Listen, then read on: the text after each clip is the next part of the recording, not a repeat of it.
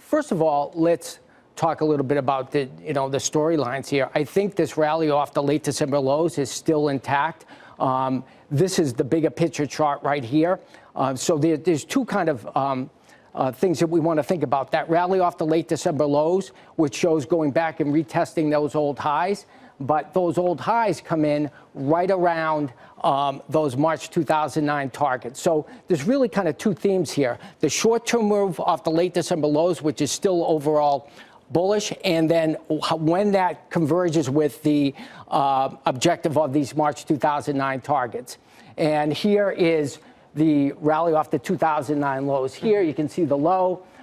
Now, the S&P still has the most juice in it. I still think the S&P can go to 3,400. So really? If there's a silver lining here, it's going to be the S&P. So that one still, to me, is the most bullish of all the markets out there. But this is that big picture view there. You can still see you have decent upside there. That's not the case in the Dow and the NASDAQ. Okay, so why don't we take a look at some of those charts there? Sure.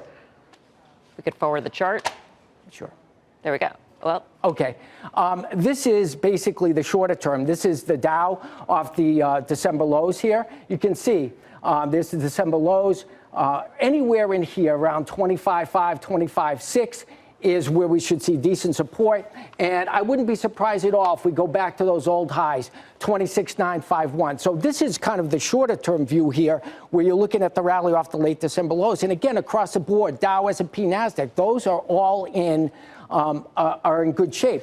The real drama here is going to be when those short-term December moves run into those March 2009 targets, which are still all out there. Okay. Here's a good example in the Dow. Okay, you have the 2009 lows here, fair value right in here. You tend to be symmetric around that. You can see the 2009 target right up here. You basically hit it, 27.5. So I expect the market to go back and retest those highs, but you're going to run into a brick wall there, which is the March 2009 target. A lot of people think, hey, we dodged a bullet in December. Market had a big down move, V bottom come up, but those March 2009 targets are still all out there. And so when we get back here around this 27,000 area, that's the time when you're really going to see this, how this whole thing plays out for the next 6 months to a year or so. Okay, and then let's also take a look at the NASDAQ if we can.